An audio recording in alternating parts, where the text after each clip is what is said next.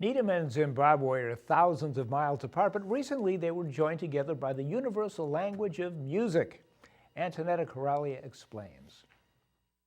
Now, is it okay if I ask a question? Yes. What do you consider freedom? Freedom may not be something that the average teen thinks about on a daily basis, but on April 11th, two Zimbabwean bands started their U.S. tour in Needham, spreading their message to the teens of Plugged In. Let me search for freedom,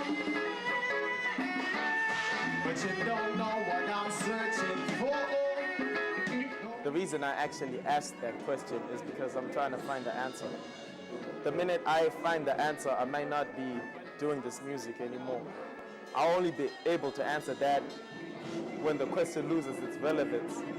That's the beauty of freedom. I think everybody has a concept of what they think freedom is, so they're going to hear that message depending on what their version of it is, which is why we ask for audience responses.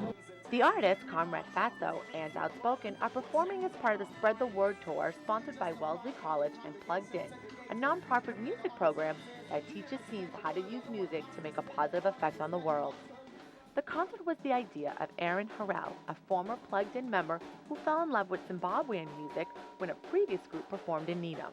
I can't say that my life is as hard as theirs. They're from Zimbabwe, where all this stuff's going on with Mugabe, the cholera, so I can't exactly relate to what they're talking about, but I feel like we're just connected through music.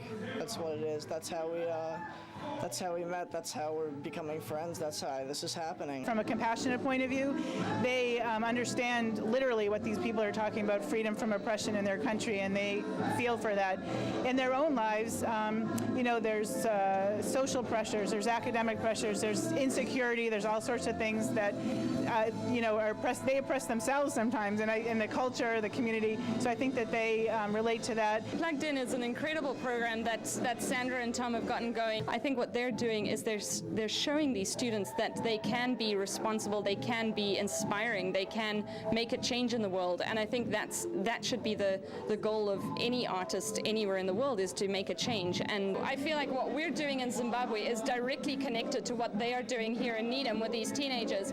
So there is really no gap between the bands that we heard earlier in the evening that were teenage bands and what we're doing. It's all connected. So I think these students are already incredibly aware of different social issues, whether they're in the United States or back in Africa. We use spoken word and hip-hop as a means to empower the kids with performance skills that they can use for positive change in their community. And so the whole Plugged In concept is something that also rings true with us. Half of the proceeds from the concert will go towards the Elias Fund, a nonprofit organization whose mission is to provide hope and opportunity to Zimbabwean youth through empowerment and exposure to U.S. culture. The group's next stop will be a Zimbabwe Independence Day concert in Washington, D.C. However, before leaving, they hope to leave a lasting change on Needham youth. We want them to understand more about Zimbabwe, but we want them to understand more about themselves as well, and just how music and art and poetry can be a form of protest. To learn more about Plugged In, you can visit their website at www.pluggedinband.org. For the Needham Channel News, I'm Antonetta Coralia.